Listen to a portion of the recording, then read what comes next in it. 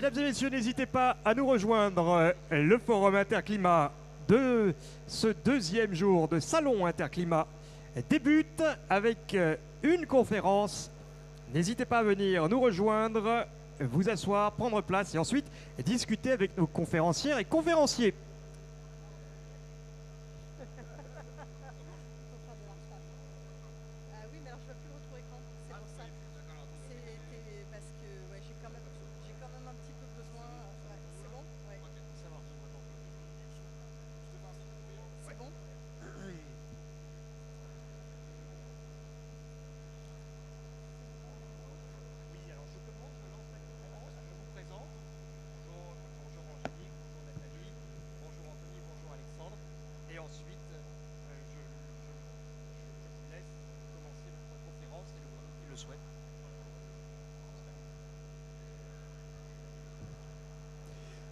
Mesdames et messieurs, bonjour, bienvenue sur le Forum Interclimat.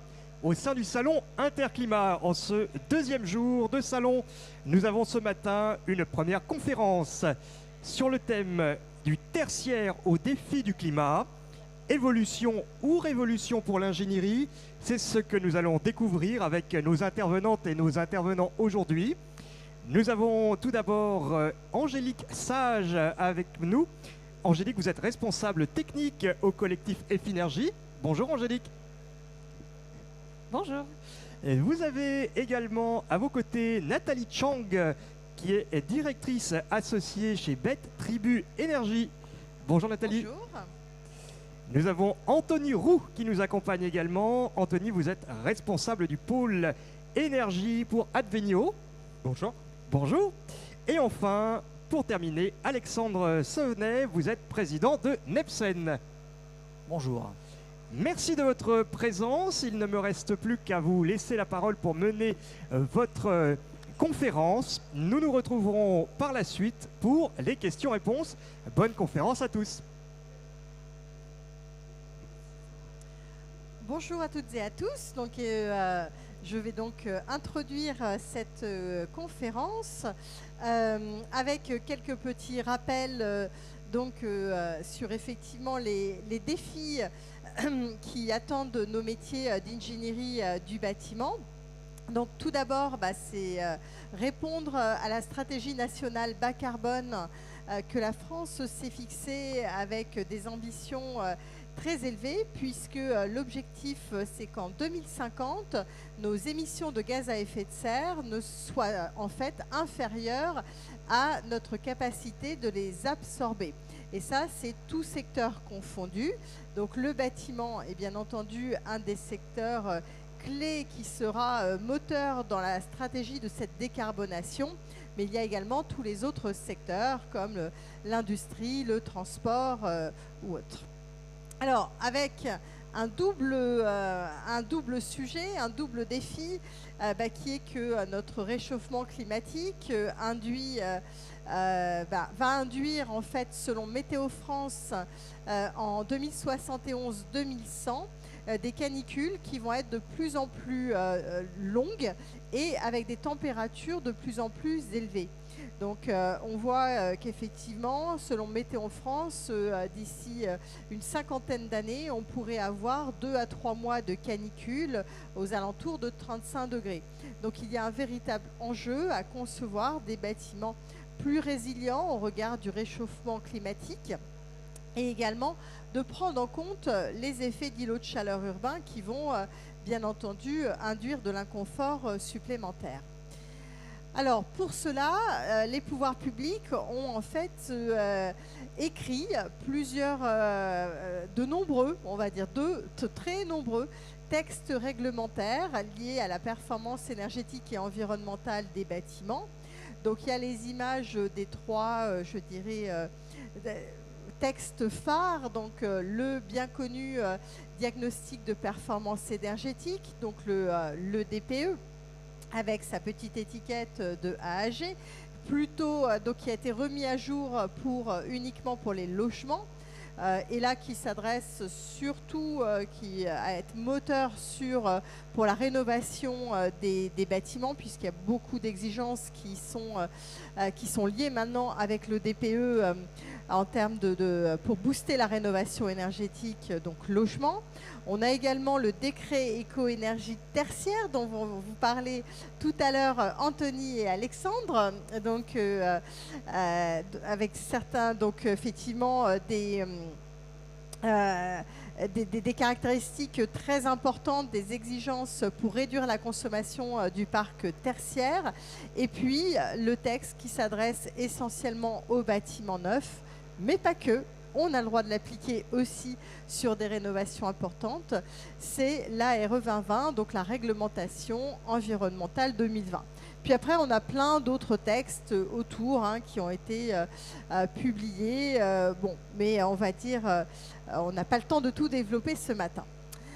Donc, cette première partie, donc moi je vais vous parler essentiellement des bâtiments neufs, donc avec ce passage de la RE 2020 à la RE 2025 qui arrive de manière imminente, puisque dans 3 mois, on appliquera toujours la même réglementation, mais avec quelques seuils renforcés.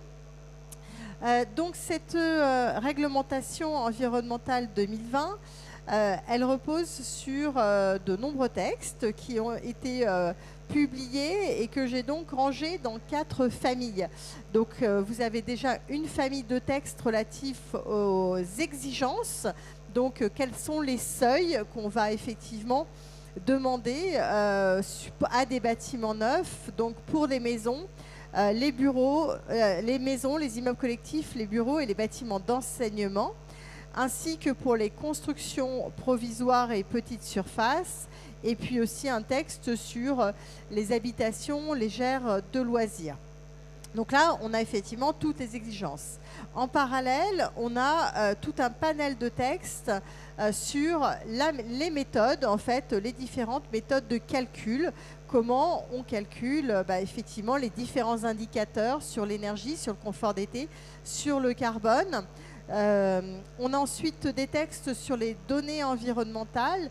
Donc les données environnementales, c'est quelles sont effectivement les données qu'on va utiliser pour faire un calcul d'analyse du cycle de vie afin de réaliser un calcul carbone. Et pour cela, il a fallu légitimer la base de données INES. Il a fallu aussi mettre en place un système de vérification systématique des données environnementales pour éviter des déclarations un petit peu trop optimistes. Et la dernière famille de textes concerne les attestations. Donc les attestations, donc là c'est à quelle phase on va justifier du respect de cette RE 2020 et que doit contenir en fait cette attestation. Alors, le champ d'application de la RE 2020, comme je vous le disais aujourd'hui, ça ne concerne que les maisons, les immeubles collectifs, les bureaux et les bâtiments d'enseignement. Il y a beaucoup d'autres bâtiments tertiaires, on est d'ailleurs... voilà. Et effectivement, oui. Et donc, il faut savoir que en fait, les autres secteurs du tertiaire, donc crèches, universités, hôtels, restaurants, commerce, sport, santé, industrie, médiathèque et aérogares, sont en train d'être calés.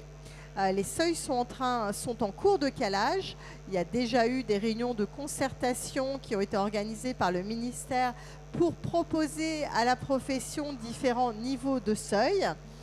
Et on attend avec impatience les projets de décret et une application plutôt en 2025. Il y a d'autres secteurs d'activité comme les salles polyvalentes, les musées, spectacles, piscines, les prisons, les gares ou les tribunaux qui aujourd'hui ne font pas l'objet de calage. Et pour l'instant, on ne sait pas trop comment, le ministère n'a pas pris de décision sur la façon dont ils allaient traiter ces autres typologies de bâtiments tertiaires. Donc il faut encore patienter un petit peu. Donc là, vous avez le calendrier d'application. Alors, la RE 2020 en elle-même, elle commence à être un petit peu ancienne, puisqu'effectivement, elle est entrée en vigueur pour les bâtiments résidentiels, pour les permis de construire déposés après le 1er janvier 2022, 1er juillet 2022 pour les bureaux enseignement primaire et secondaire. Là, on arrive voilà, dans 3 mois à l'année 2025. Et les exigences pour les autres bâtiments tertiaires ne sont pas encore publiées. On espère qu'effectivement 2025 permettra de voir la publication de ces textes et leur entrée en vigueur, donc je dirais entre juillet et décembre 2025. Alors que se passe-t-il en attendant si on a un bâtiment qui est mixte? Donc ce qui arrive fréquemment, donc un bureau avec un mélange de logements, de bureaux et de commerces dont le permis de construire serait déposé après le 1er janvier 2025. Eh bien en fait, la partie logement et bureau, elle est bien soumise à la RE 2020, mais avec les seuils de 2025 qui vont être renforcés. Et la partie commerce, elle, va être soumise à la RT 2012 officiellement. Mais dès que le décret avec les seuils sera publié, il y aura possibilité d'appliquer cette RE 2025 par anticipation. Donc ça, c'est effectivement... Enfin, on espère, puisque c'était déjà le cas pour les premiers secteurs. Donc on espère qu'effectivement, la règle sera toujours la même. Alors là, je vais vous présenter non pas la RE 2020 en détail, puisque comme je vous le dis, là, elle commence à être un peu vieille, 2 ans pour une réglementation thermique, c'est un âge mature. Mais je vais plutôt vous parler effectivement des retours d'expérience de la RE 2020, puisque Sinov, l'AICVF et ICO ont écrit il y a un peu plus de 6 mois un document qui compilait tous ces retours d'expérience à l'attention du ministère et toutes les problématiques d'application qui pouvaient être rencontrées dans la RE 2020. Alors, ne paniquons pas, la RE 2020, ça fait 2 ans qu'on l'applique au quotidien. Voilà, on arrive à l'appliquer, mais on a constaté qu'il y avait quelques petites retouches qui seraient les bienvenues pour effectivement que ce soit encore plus fluide. Donc déjà, un premier sujet sur la conduite d'opération. Donc là, très important, puisqu'effectivement, nous, bureaux d'études d'ingénierie, nous sommes un peu tributaires d'un maître d'ouvrage qui va nous missionner pour intervenir sur son opération. Pour que effectivement l'opération soit un succès, que ce soit effectivement avec les ambitions juste de la RE 2020-2025 ou bien en allant au-delà vers des certifications environnementales, déjà, il est impératif d'avoir un programme clair au niveau de la stratégie environnementale et performantielle. L'autre point important, eh bien, c'est qu'on ait un cahier des charges de maîtrise d'œuvre qui soit très clair sur les rôles et les livrables de chacun des intervenants, de ce qui est attendu phase par phase. Notamment, ce qu'on a pu constater, c'est qu'aujourd'hui, en promotion, notamment en promotion privée, il est extrêmement rare que les bureaux d'études aient une mission d'élaboration des quantitatifs. Or, il est absolument impossible de réaliser une mission de calcul d'analyse de cycle de vie si on ne dispose pas des quantitatifs. Et ce n'est pas effectivement au bureau d'études fluide, s'il a le calcul RE 2020, de réaliser ces quantitatifs sur l'ensemble des lots, ce n'est pas son métier. Ensuite, effectivement, le maître d'ouvrage se doit de constituer son équipe. Donc, une équipe de gens compétents, et ça passe par des bureaux d'études qui sont formés et, si possible, qualifiés sur les missions qu'on va leur confier. Et puis ensuite, effectivement, qu'on ait un planning clair avec des phases de validation. Alors, ce qui est important dans le cadre de la RE 2020, c'est qu'il est important que ce soit le même bureau d'études qui réalise l'ensemble de l'étude RE 2020. Parce qu'une étude RE 2020, elle a 3 piliers. Des calculs sur l'énergie, des calculs sur le confort d'été et des calculs en carbone. Historiquement, il y a 10 ans, c'était les bureaux d'études fluides ou thermiques qui faisaient l'étude énergie, et c'était le bureau d'études environnement qui réalisait le calcul d'analyse du cycle de vie.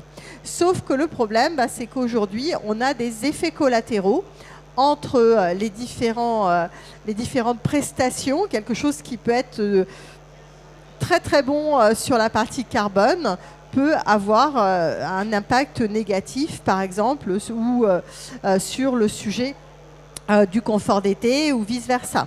Donc il est important que ce soit le même bureau d'études qui compile l'ensemble des données et qui va compiler l'ensemble des descriptifs, mais également l'ensemble des quantitatifs, y compris fluides, pour réaliser son étude.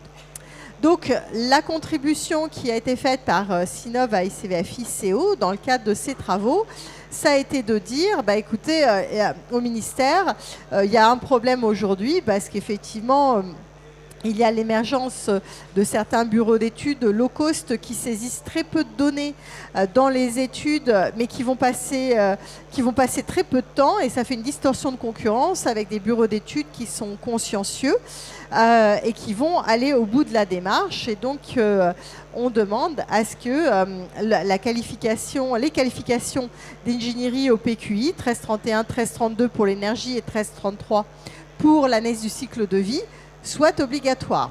On n'a toujours pas été entendu, mais heureusement, EFI Énergie est là et l'a imposé effectivement dans... Nous, on l'intègre, oui. Oui, super. Donc, c'est un premier pas. Deuxième sujet, c'est effectivement la problématique que l'ARE 2020, elle nous impose de faire une étude, finalement de justifier de l'étude avec l'attestation au stade du permis de construire. Et il y a une autre étape qui est en fin de chantier. Le problème, c'est qu'il y a plein de phases dans un projet.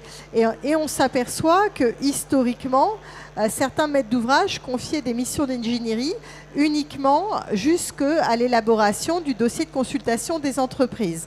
Et après, le bureau d'études disparaît. Et là, c'est un petit peu catastrophique puisqu'effectivement, il n'y a pas tout un suivi qui peut être réalisé. Donc, on demandait effectivement que ça soit rappelé. Alors, si effectivement le chantier est confié à une entreprise générale qui a un bureau d'études en interne, donc là, il n'y a pas de problème. L'étude RE 2020 peut lui être confiée et dans ce cas-là, l'entreprise générale devient la garante du bon respect de cette réglementation. Mais également, effectivement, des ajustements de ces visas. Donc là, selon effectivement ses priorités. Si on est en lot séparé, ce n'est absolument pas possible. Aujourd'hui, historiquement, en fait, on confiait la mise à jour de l'étude thermique à l'entreprise CVC Plomberie. Alors vous imaginez le pauvre plombier chauffagiste qui se retrouve avec cette étude RE 2020, qui doit aller dialoguer avec par exemple l'entreprise Gros Œuvres en lui disant « Ah mais je ne suis pas d'accord, tu as mis beaucoup trop de ferraillage. Et là, le mélange de béton que tu as fait n'est pas du tout adapté et on ne va pas respecter l'analyse de cycle de vie. » Non, une entreprise Gros Œuvres n'a pas du tout le même langage qu'une entreprise CVC, chacun son métier, ses spécialisations, et là ça pose un vrai problème. Et dans ces cas-là, effectivement, nous militons pour que ce soit le même bureau d'études qui réalise à la fois l'étude de conception et de réalisation, s'il est bon, bien entendu, parce que parfois, ça peut arriver qu'il y en ait qui ne soient pas très très bons, notamment des BE low cost, donc ce n'est pas la peine de leur confier la suite, il faut changer le bureau d'études. Mais en tout cas, qu'il y ait un acteur, un tiers indépendant qui va réaliser les visas de manière complètement neutre et qui va faire tout ce suivi des prestations.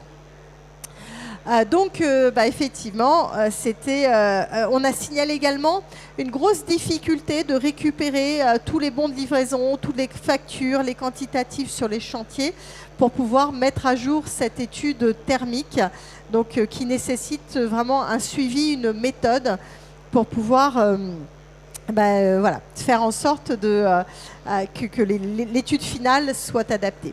Bon, là, vous avez effectivement les différentes études à chaque phase pour donc les obligations réglementaires en orange en bas, avec notamment phase conception, c'est en en phase de dépôt de permis de construire, où on doit établir l'attestation qui va comporter l'indicateur BBio, l'indicateur DH sur les degrés-heures, et également le maître d'ouvrage va cocher une petite case où il va s'engager à réaliser une analyse du cycle de vie. Mais ce n'est pas suffisant. Pour un projet performant au niveau énergétique, carbone et confort d'été, le projet doit absolument, les réflexions doivent être menées dès l'esquisse, avec effectivement la mise en place d'une conception bioclimatique, le choix des matériaux de construction, et ensuite rédiger des pièces écrites, CCTP, les plans, éditer les rapports d'études de manière exhaustive avec l'ensemble des paramètres. Alors, en phase chantier, le seul moment où le ministère en fait demande la preuve que le projet respecte bien la réglementation, c'est l'attestation de fin de chantier, donc à la fin du chantier. Donc il va se passer de nombreux mois, voire années, entre le DCE et la livraison du bâtiment. Et là aussi, c'est un petit peu le piège, c'est de se dire, comme il n'y a pas d'obligation, on missionne personne. Or, il y a vraiment un besoin. En phase, c'était bien sûr d'analyser les offres. En phase visa, de viser pour donc les différentes variantes proposées. En phase chantier, de suivre et de collecter. Alors, quand on a un souci aujourd'hui de quantitatif en phase amont qu'on n'arrive pas à obtenir de la part des autres bureaux d'études parce qu'ils ne sont pas missionnés, dans ce cas-là, nous, on propose une phase marché, donc qui va permettre de remettre à jour l'ensemble de l'étude thermique avec les entreprises qui sont in fine retenues et leur quantitatif, pour pouvoir effectivement vérifier que l'étude de conception, elle ne diverge pas par rapport à cette étude mise à jour. Alors, ensuite, un retour d'expérience de cette RE 2020 en phase, au regard des méthodes. Donc déjà, côté méthode énergie, donc, on a signalé un certain nombre de petites choses qui seraient assez judicieuses de compléter. Donc bon, je ne vais pas aller dans les détails et vous lire cette liste à l'après-vert. On a fait le même exercice au regard du carbone. Là, je vais juste faire des petits zooms qui sont partagés d'ailleurs avec Efinergie, qu'on demande depuis plusieurs années, notamment sur le sujet de la prise en compte du photovoltaïque. Aujourd'hui, la RE 2020, elle bonifie très très peu le photovoltaïque dans les bâtiments de logement. Parce qu'en fait, elle ne va effacer la production d'électricité que lorsqu'elle est concomitante en fait à la consommation conventionnelle au sein de ce bâtiment. Et la RE 2020, elle a été conçue avant la crise sanitaire, donc avant qu'on mette en place le télétravail. Donc dans les scénarios de la RE 2020, on considère que toute la semaine, les gens partent travailler et ils reviennent le soir. Et donc, quand il y a une production, quand c'est ensoleillé, quand il y a une production d'électricité, il n'y a personne dans le logement, donc on ne va pas bénéficier d'une déduction. Donc, c'est vrai que ça fait quelques années qu'avec Efinergie, on demande à ce que soit déduit dans les dispositifs réglementaires la totalité de la production lorsqu'on est dans une zone et des disques vertes, c'est-à-dire lorsqu'il y a des besoins finalement électriques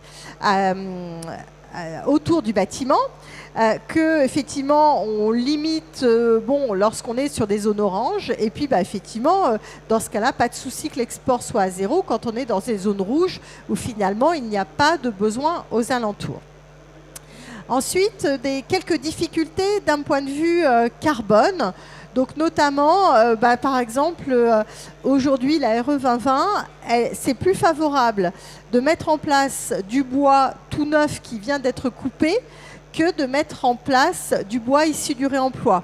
Sur une opération, on a essayé de récupérer, on faisait une démolition, on voulait récupérer toutes les poutres issues du réemploi et les récupérer justement pour certains ouvrages au sein du bâtiment. Bah oui, mais en fait, on s'est retrouvé avec, comme le réemploi est pris à 0 dans le calcul réglementaire, alors que quand on mettait du bois neuf, donc des poutres neuves, qui parfois venaient d'assez loin, eh bien, grâce à l'ACV dynamique de la RE 2020, donc cette bonification finalement un peu artificielle du stockage temporaire du carbone, eh bien, on se retrouve avec un cycle de vie de moins 243 quasiment kilogrammes par mètre cube. Donc ça incite à couper des arbres plutôt qu'à réutiliser voilà, des ouvrages qui sont des éléments d'ores et déjà existants. Autre petit point de distorsion, c'est quand notamment pour des bâtiments tertiaires, des bâtiments de bureaux qu'on va livrer nus. Aujourd'hui, tous les aménagements post-livraison ne sont pas comptabilisés. Donc ça défavorise ceux qui livrent entièrement équipés avec une véritable approche bas carbone. Bon, voilà, il y a plein d'autres seuils, mais j'ai pas le temps donc, remarques qu'on a pu faire, mais j'ai pas le temps de les détailler. Alors là, maintenant, on arrive à quelques sujets cruciaux qui pour le coup, nous bloquent pas mal aujourd'hui dans les études. Donc, avec certaines typologies de bâtiments qui aujourd'hui n'arrivent pas à respecter les seuils 2025. Et là, ça commence à être urgent, puisqu'effectivement, dans 3 mois, tous les dépôts de permis de construire qui vont être déposés, par exemple, sur des petits bâtiments de logements collectifs, donc des immeubles, on va dire, de 8-10 logements, avec des toitures terrasses, avec des logements de petite moyenne surface et des ascenseurs, et eux, ils sont ultra pénalisés. Mais là, je vous ai mis effectivement un extrait du retex de la RE 2020 qu'a mené le ministère, qui nous a été présenté en septembre et qui propose à la profession donc, des seuils de modulation. Donc, si effectivement notre Premier ministre est d'accord pour signer la mise à jour du décret d'application donc de la RE 2020, eh bien, potentiellement, cette modulation pourrait être mise en place. Donc voilà, ça on voyait la modulation actuelle et ici la modulation à venir. Autre sujet sur les logements collectifs de petite surface. Donc ça, c'est typiquement des résidences étudiantes, des résidences seniors où on a la chambre, la kitchenette et la salle de bain. En fait, sur ces typologies de bâtiments, on s'aperçoit que le lot plomberie est extrêmement important. Il double. Et ça, en fait, ça va être complètement... ça va empêcher le bâtiment d'être conforme au seuil carbone du IC Construction 2025. Donc là aussi, une modulation a été demandée. Et donc voilà la modulation qui a été proposée par le ministère, donc en corrigeant la modulation liée à la surface des bâtiments. Autre sujet aussi sur les bâtiments de bureaux, où là, les seuils 2025 vont être extrêmement difficiles à respecter, mais pour l'instant, pas de proposition du ministère. Je ne sais pas si c'est lié au fait que de toute façon, les bureaux neufs, il y en a de moins en moins.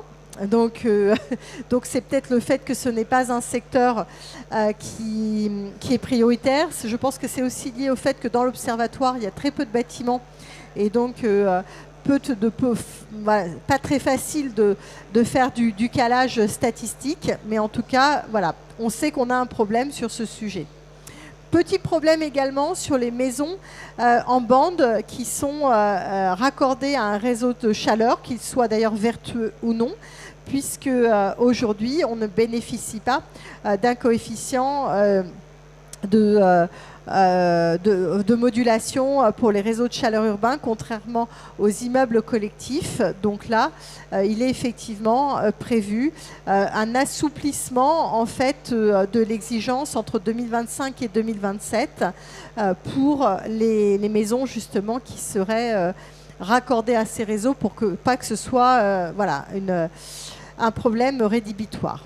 On trouve ensuite le sujet du photovoltaïque, notamment dans les bâtiments tertiaires, qui est pénalisé en carbone quand on en met, parce que le photovoltaïque, c'est très bien pour produire de l'électricité, mais ça a un poids carbone qui est non négligeable. Et donc, sans bonus carbone, ça fait que plus les exigences sont renforcées en carbone en 2025, 2028 et 2031, plus ça va être difficile de mettre en place ces installations de production d'électricité, ce qui est complètement contraire à la loi ENR qui demande effectivement qu'on solarise de plus en plus les bâtiments tertiaires. Obligation pour tous les bâtiments de plus de 500 mètres carrés de surface au sol de mettre en place soit du photovoltaïque, soit des toitures végétalisées sur les bâtiments neufs comme existants. Et voilà, en plus, directive européenne qui nous impose aussi une solarisation massive des toitures, qui, elle, ne parle plus de toitures végétalisées, qui parle uniquement de photovoltaïque. Donc là, quand même, voilà, des enjeux très importants qui arrivent, et c'est pour ça que cette modulation a été introduite. On a également constaté que la RE 2020, elle avait un coefficient de modulation au niveau de l'infrastructure qui en fait bridait le poids carbone des parkings. Et donc finalement n'incitait pas à décarboner, à mettre en place des bétons bas carbone sur les parkings, comme qu'on les mette ou pas. De toute façon, on avait une valeur qui était limite forfaitaire. Donc là, il y a un petit projet de corriger cela et de prendre en compte de manière un petit peu plus élevée le poids carbone des parkings. Et dernier point, le sujet des réseaux de chaleur peu performants, et notamment, par exemple, la CPCU en Île-de-France, sa concession arrive à terme incessamment sous peu, donc 2026, oui, c'est ça, c'est fin 2026, et en fait, aujourd'hui, le réseau est plutôt bien en termes de pourcentage d'énergie renouvelable, mais en termes d'émissions de gaz à effet de serre, ces émissions restent relativement élevées. Et en fait, s'il n'y a pas un assouplissement de la RE 2020-2025, on ne pourra plus raccorder en Île-de-France aucun bâtiment. Donc ça serait un petit peu contre-productif, d'où effectivement le ministère qui envisage une modification des textes pour pouvoir le prendre en compte. Il y a d'autres modifications qui sont prévues, mais bon, on ne va pas aller dans les détails. Je voulais vous parler quand même du nouveau label biosourcé qui a été publié l'été dernier par notre gouvernement démissionnaire. J'avoue qu'on ne s'y attendait pas. On pensait que le texte allait être bloqué sur un bureau, mais non, ils n'avaient rien à faire. Donc ils se sont dit, pourquoi pas, on va publier ce nouveau label biosourcé. Et génial, on le publie en juillet pour une application au 1er septembre, c'est-à-dire qu'effectivement, après le 1er septembre, ce sera plus possible de recourir à l'ancien label. Et alors, on change les appellations. Avant, on avait un niveau 1, 2, 3. Aujourd'hui, c'est bronze, argent et or. C'est un petit peu plus sympa, ok. On change également l'indicateur. Avant, c'était des kilogrammes de matériaux biosourcés au sein du bâtiment. Aujourd'hui, on va être en quantité de kilogrammes de carbone biogénique qui va être stocké au sein du bâtiment par mètre carré de surface habitable ou surface utile. Avant, c'était par rapport à de la SDP. Le problème, c'est que quand on fait une petite comparaison entre l'ancien et le nouveau label, on s'aperçoit que le niveau bronze du nouveau label, ça équivaut à l'ancien niveau 3. Donc, donc c'est un peu problématique et donc c'est un peu contre-productif puisque aujourd'hui ça ne va pas du tout inciter à aller vers les premiers labels, ça va être un peu du tout ou rien parce qu'effectivement ce nouveau label et certes il est très bien mais il demande beaucoup trop de matériaux et vu l'étape conjoncturelle actuelle, la maîtrise des coûts et compagnie, c'est un problème. Vous voyez que là, on était à 21, on était sur une opération au niveau 1 avec, qui était à 21 kg par mètre carré de SDP. On arrive à 9,42, donc très très en dessous des 15 kg du niveau bronze qui était visé. Et le problème, c'est que ça s'applique depuis le 1er janvier. On n'a plus le choix d'aller vers vers l'ancien label. Pour récupérer ces kilogrammes de carbone biogénique, quand le projet il est soumis à la RE 2020, pas de souci parce qu'on va récupérer de l'étude d'analyse du cycle de vie ces quantités. Petit souci quand on est sur du bâtiment existant, puisque effectivement, on ne fait pas le calcul d'ACV. Voilà, et donc là, vous avez le planning. Et donc, je crois que j'ai terminé. Et donc maintenant, par rapport à cette RE 2020, donc Angélique, je m'adresse à toi. Comment peut-on aller plus loin? Est-ce que Effinergie a concocté quelques labels? Oui, enfin, ça y est, c'est disponible sur le site internet. On a les règles techniques du label. Donc adressés du coup aux bureaux et bâtiments d'enseignement primaire et secondaire qui sont disponibles. Tu avais déjà aussi ceux du logement qui avaient été publiés il y a quelques années. On est plus tertiaire, hein. Mais oui, le logement, on l'a déjà depuis un petit moment maintenant. On a tardé un peu sur le tertiaire, mais c'est aussi parce que on a en face un autre projet sur lequel on travaille et dont on va parler un peu, qui est CAP 2030. Et du coup, là, on a des règles pour bâtiments de bureaux, enseignement primaire et secondaire qui sont disponibles. On est en train de nous faire une petite infographie, un A4 qui explique un petit peu les exigences. L'idée, c'était vraiment déjà de redéfinir le bâtiment à énergie positive sous la RE 2020 puisqu'elle ne l'a pas fait. Et de voir aussi sur quel indicateur on pouvait aller un petit peu plus loin, de remettre les qualifications dont tu as parlé tout à l'heure pour les bureaux d'études parce qu'elles ne sont pas dans le texte réglementaire. Ça fait quelques années quand même qu'on les applique dans les labels Effinergie. Donc il y avait aussi cette ambition d'aller aussi quand même beaucoup plus loin sur le confort d'été, pour le coup, surtout pour une bonne partie en fait du territoire français, sauf les zones vraiment Méditerranée, H2D, H3, là où c'est un peu plus compliqué, on a laissé le seuil réglementaire, mais toutes les autres, en fait, on a divisé par deux l'indicateur, qui est le nouveau indicateur de la RE 2020, le DH. Oui, parce qu'effectivement, l'indicateur RE 2020, je ne l'ai pas mis dans ces slides ici, mais effectivement, c'est un véritable flop. En termes d'indicateurs, il est intéressant. Il est intéressant, mais les seuils sont beaucoup trop élevés.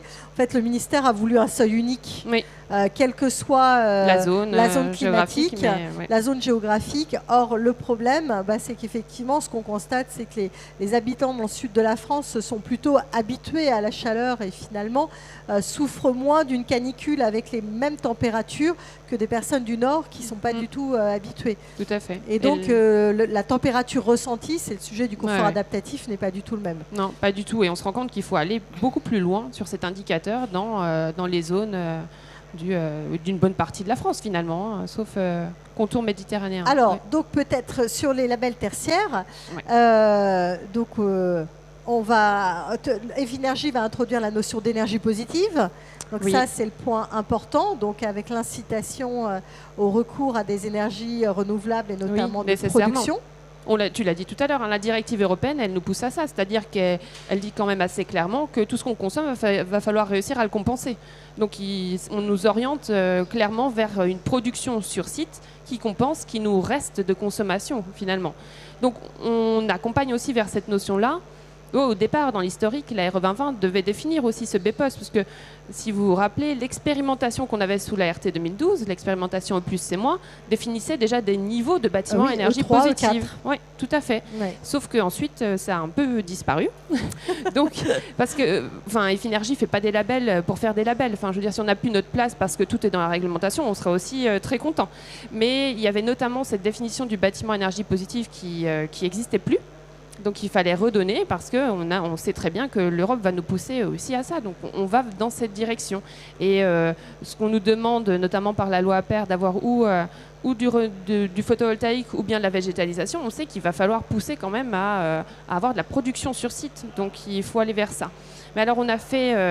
je sais que Nathalie, elle aime bien les niveaux dans les labels. Donc, on a fait pas autant de niveaux que ce qu'elle aurait aimé, mais on a quand même fait des niveaux, un peu pour reprendre finalement la philosophie qu'il y avait dans l'expérimentation E+C-, où quand on parle aux gens d'un bâtiment à énergie positive, ils pensent forcément que la production est plus importante que la consommation. Donc, on a fait un niveau de ce type, qui est ce qu'on appelle communément un BPOS strict, on va dire entre nous, on dit comme ça. Donc, où là, le bilan énergétique, il est inférieur à 0. Donc on produit plus que ce qu'on consomme. Alors annuellement, hein, bien sûr, pas à chaque seconde de la journée, mais Si on stockait, le bâtiment pourrait Voilà. peut-être être autonome. Tout à fait. Voilà. Et d'ailleurs, dans le label, on parle aussi de la notion de flexibilité du bâtiment. Donc ça, c'est plutôt une notion pédagogique où on va regarder pendant combien de temps le bâtiment est flexible, c'est-à-dire où il s'efface du réseau, en fait, où il va directement consommer et on ne le voit plus, il n'a plus besoin du réseau pour consommer. Donc il ne va pas le faire toute la journée pendant 24 heures, c'est sûr, mais l'idée est de voir à quel point il peut être flexible et s'effacer du réseau. Et donc on a un deuxième niveau, on a ce BPOS strict, et puis on a un autre niveau qui permet aux acteurs finalement d'enclencher un petit peu déjà une vitesse vers ces notions-là, et de dire on compense une partie de la consommation qui nous reste. Donc alors c'est modulé, il y a des petites formules sympathiques bien sûr, mais l'idée c'est de compenser en gros 30% de la consommation qui nous reste d'énergie non renouvelable, pour avoir déjà une première marche vers ce bâtiment Tout énergie poste positive. compris. Tous les postes de la Alors, RE 20 tous les postes de la RE. RE 20 20. Voilà. Ouais. Donc c'est-à-dire les 5 usages qu'on a l'habitude d'avoir depuis un moment déjà, et puis les postes de consommation mobilier qu'on a maintenant aussi plus explicitement, mais oui, tous ceux qui sont comptabilisés dans l'étude Dans thermique. l'étude. Tout à fait.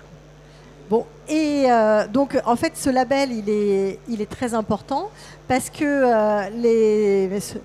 ce qu'on a tendance à oublier, c'est qu'un bâtiment tertiaire qui est soumis à la RE 2020, il était également soumis au décret éco-énergie tertiaire. Et donc c'est vrai qu'aller plus loin que la réglementation permet aussi d'anticiper toutes ces exigences ultérieures et d'aller vraiment vers une sobriété énergétique Oui. du bâtiment. Tout à fait. Et puis même quand on parle d'un parc, finalement, un porteur de projet avec un parc immobilier, ça va peut-être d'autant plus l'intéresser d'avoir un bâtiment peut-être plus performant quand d'autres ne le sont pas encore, et voilà, d'essayer d'avoir une modulation au niveau de son parc qui permet d'atteindre les exigences du décret éco-énergie tertiaire. Oui, tout à fait. Oui. Et donc la transition est faite pour Anthony qui va nous parler là de la rénovation. Alors avant d'aller sur l'existant, parce qu'on a Nathalie qui est une experte, une sommité internationale sur le bâtiment neuf. Donc si vous avez des questions sur le neuf, peut-être on peut les prendre maintenant avant de passer ensuite sur tout ce qui concerne plutôt l'existant. Voilà. Est-ce que dans la salle, vous avez envie de profiter de la présence de Nathalie pour poser une question? Voilà. Bonjour. S'il vous plaît, j'ai une question concernant l'indicateur de l'impact carbone dynamique négatif. J'arrive pas à comprendre comment on peut obtenir un impact négatif alors que voilà, il y a différentes étapes et c'est pas cohérent. J'arrive pas. Alors, vous avez raison. En fait,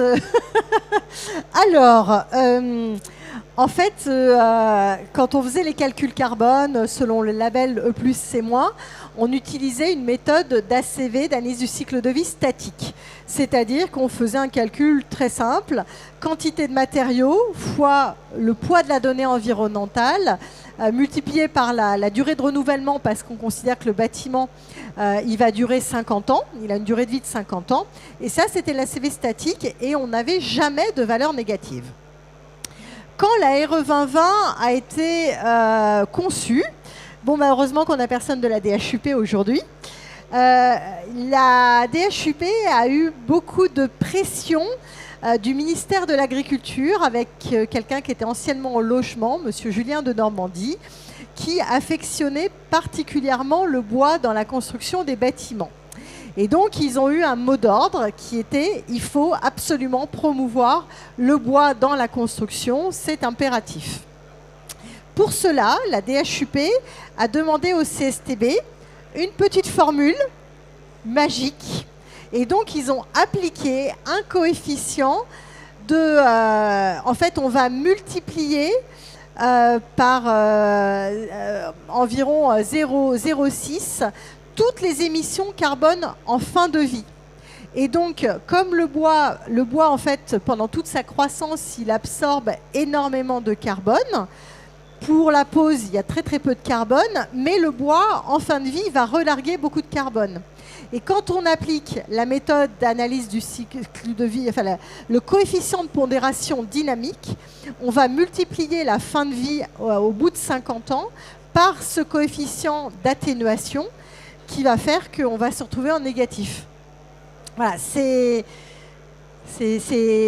vous avez en fait les détracteurs, tous les matériaux, on va dire, traditionnels qui disent mais c'est quoi ce délire de l'analyse du cycle de vie? Parce qu'en fait, c'est juste, on rejette la patate chaude aux générations futures. On dit que le bois c'est très bien, mais finalement dans 50 ans, il va relarguer. Et puis vous avez les ayatollahs écolos qui disent mais non, c'est absolument génial parce que ça permet de valoriser le stockage temporaire du carbone dont on a besoin face à l'urgence climatique. Donc là, c'est un petit peu... voilà, là, c'est mitigé, mais c'est la règle que les pouvoirs publics ont adoptée alors que dans la profession, tout le monde était opposé à la CV dynamique, sauf voilà, quelques acteurs.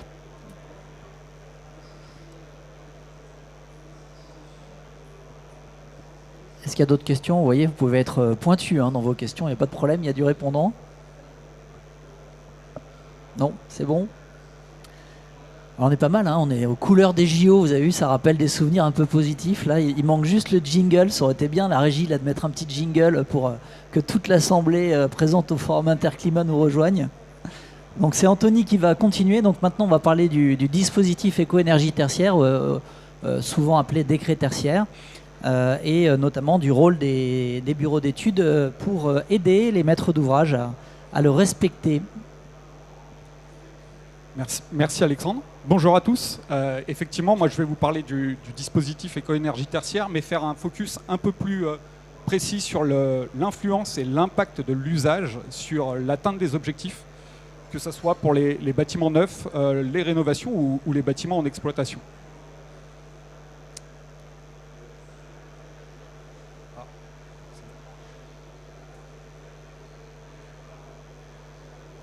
Ça marche pas. Ouais. Excusez-moi la régie.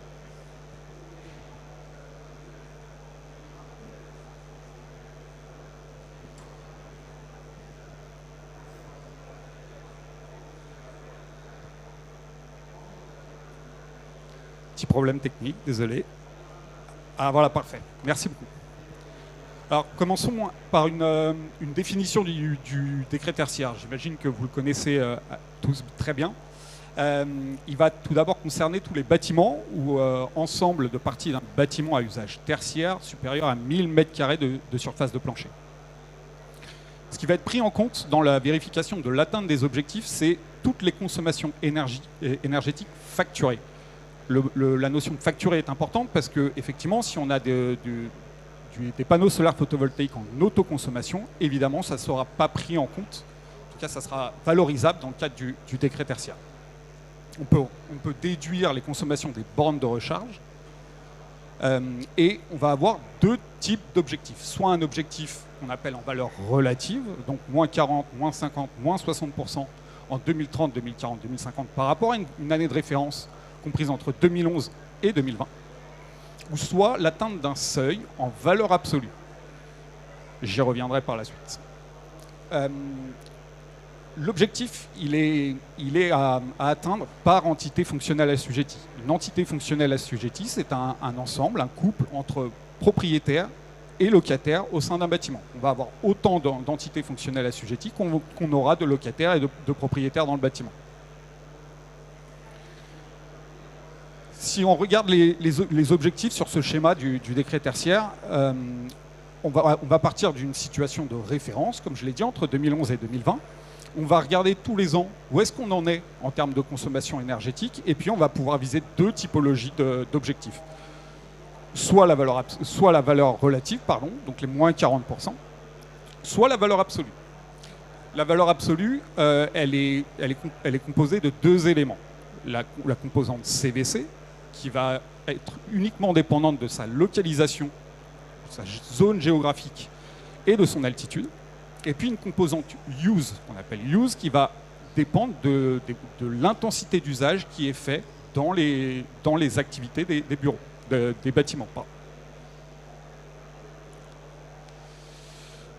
Si je reviens sur les bâtiments neufs, effectivement, vous l'avez compris, un bâtiment qui va être neuf en 2024, 2025, 2026, eh ben, il aura une consommation énergétique facturée en 2030, 2040, 2050. Donc de fait, il est assujetti au décret tertiaire, au dispositif éco-énergie tertiaire. La RE 2020 est extrêmement exigeante, comme l'a dit Nathalie, et donc a priori, au moment de sa conception, le bâtiment il devrait être en dessous du seuil en valeur absolue, puisque c'est un seuil qui est prévu pour des bâtiments performants. Donc a priori, au moment de sa conception, le bâtiment devrait être en dessous de ce seuil. Mais on n'a pas de maîtrise de l'usage au moment de la conception de ce bâtiment, et donc l'impact d'un locataire sur l'atteinte des objectifs est majeur. S'il met des consignes de confort en hiver à 26, évidemment, le bâtiment n'atteindra pas les objectifs.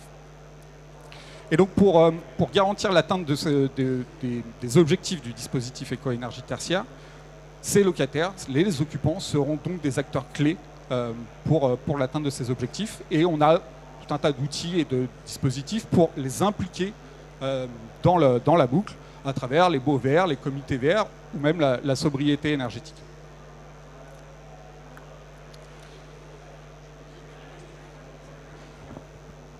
Mais alors Anthony, tu nous parles de CEABS, donc les bâtiments neufs, on a bien compris, ils ne peuvent pas viser le CRF puisqu'ils n'ont pas de consommation de référence. Alors, mais le CEABS, comment ça a été calculé en fait? Comment on a dit, bah tiens, un bâtiment, il doit atteindre tel niveau de consommation?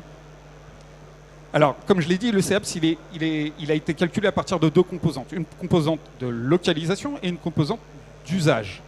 La somme de ces deux composantes nous donne une valeur de référence qui correspond à un bâtiment qui est performant.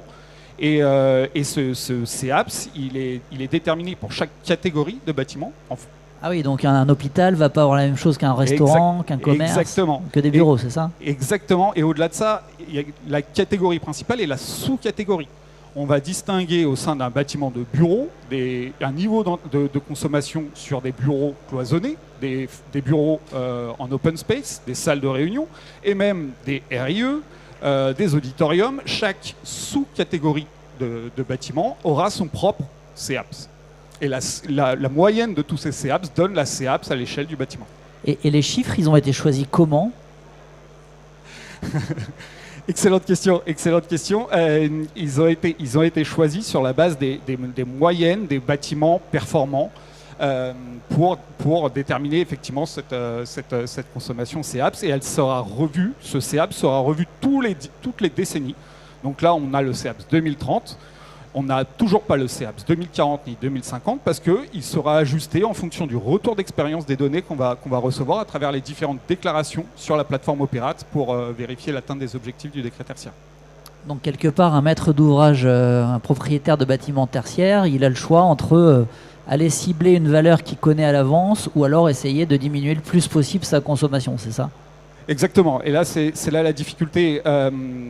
Tous les maîtres d'ouvrage n'ont pas réussi à récolter un historique suffisant pour valoriser une valeur de référence intéressante. Et donc, ils se retrouvent dans une situation où ils ont fait des efforts sur leur bâtiment, ils ont fait des travaux, mais ils n'ont pas suffisamment d'historique et donc ils doivent viser le CEABS parce que le moins 40% est beaucoup plus exigeant du coup que le CEABS, avec l'incertitude de ne pas connaître la valeur 2040 et 2050.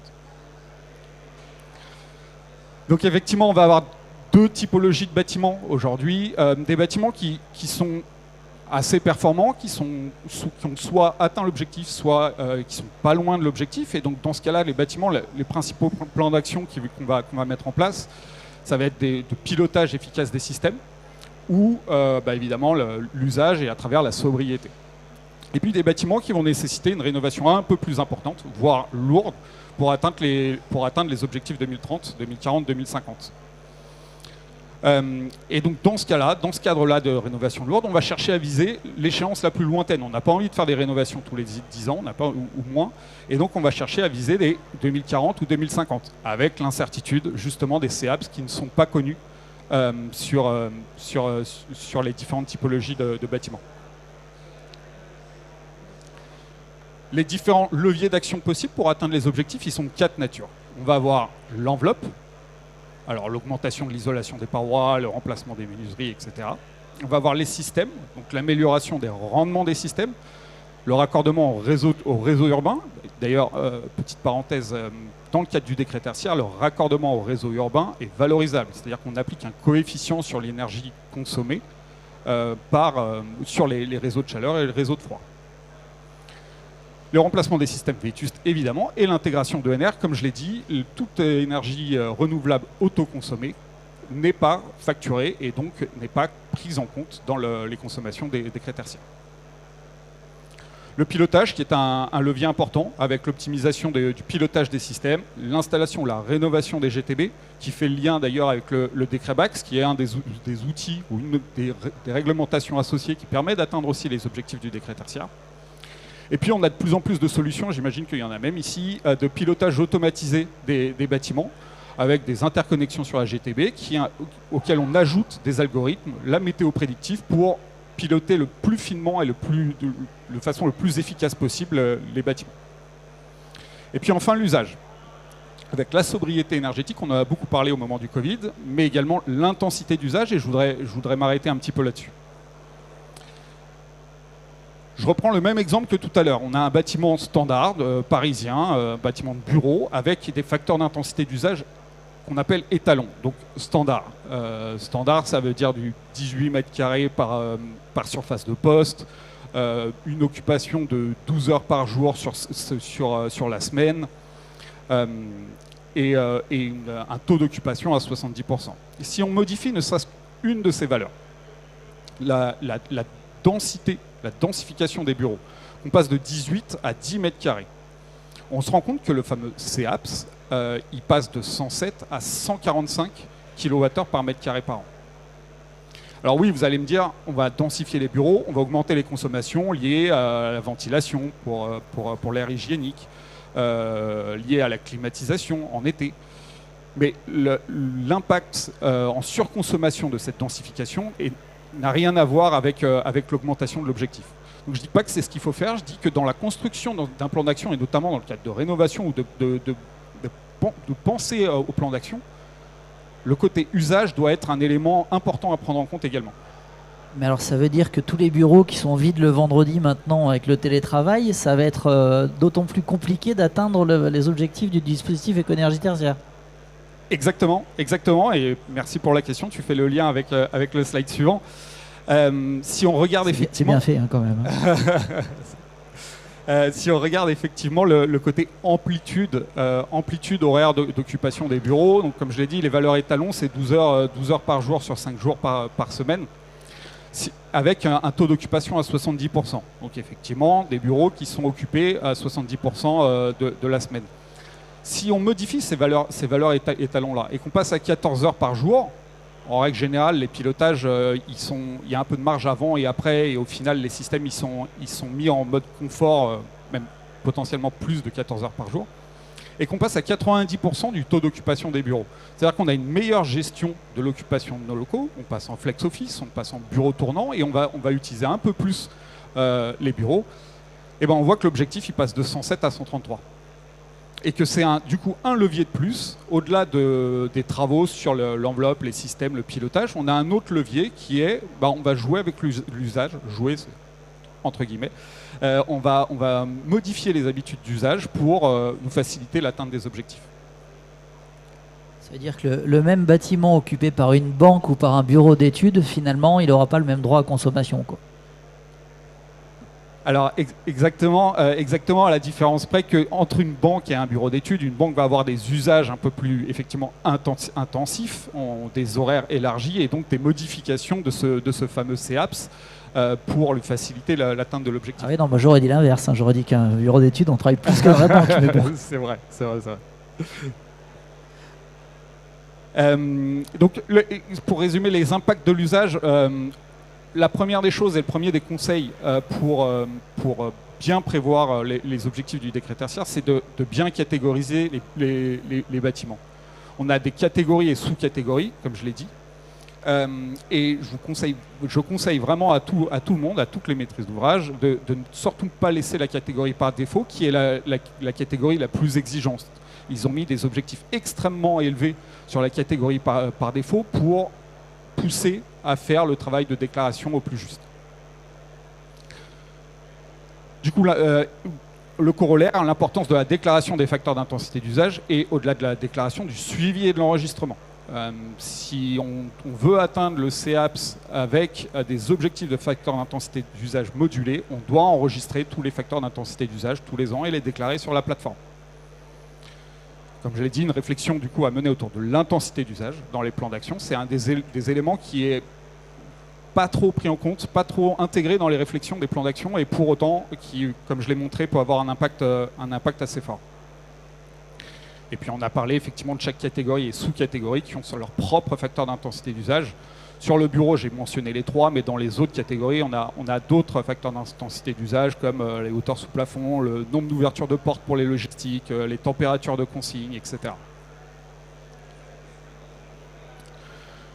Je voudrais faire une petite ouverture sur l'impact du décret tertiaire dans le monde de l'immobilier.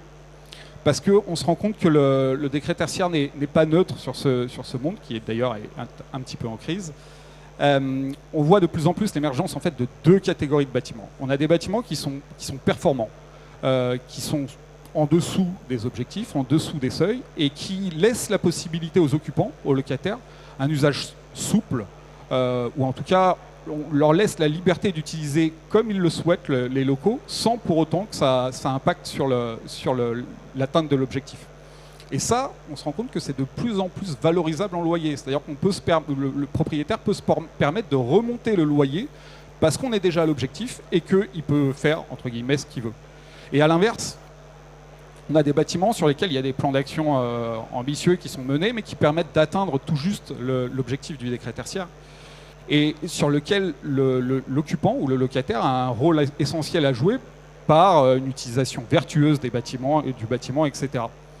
Et ça, potentiellement, ça a un effet inverse sur le loyer. Le locataire pourrait demander une baisse de loyer parce que sans lui, le bâtiment n'atteint pas l'objectif, voire même un impact sur la louabilité des bureaux.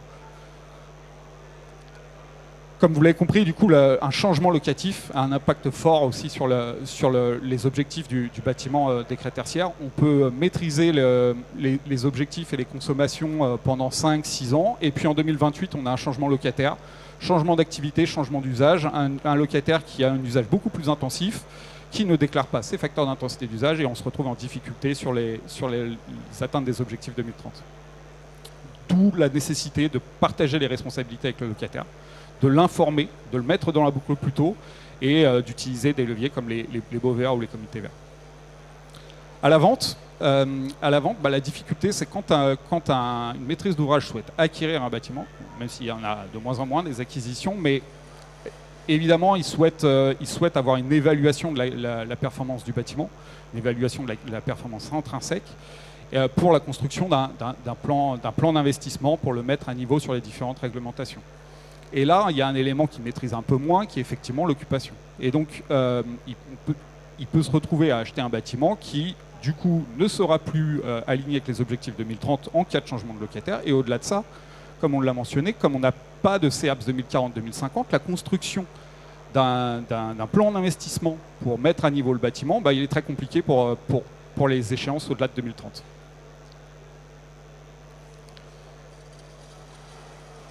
Enfin, les impacts pour les bureaux d'études techniques comme nous, du décret tertiaire. Le premier impact, c'est qu'on passe réellement d'une obligation de moyens à une obligation de résultat. Jusque-là, il y avait beaucoup d'audits énergétiques réglementaires, ce genre de choses. Et maintenant, les maîtrises d'ouvrage nous demandent beaucoup de précision, que ce soit sur les estimations des gains, sur les estimations des investissements, parce que les propositions de plan d'action, les audits énergétiques sont un espèce d'APS, sont en tout cas un élément clé à leur construction de plan d'action à l'échelle d'un patrimoine.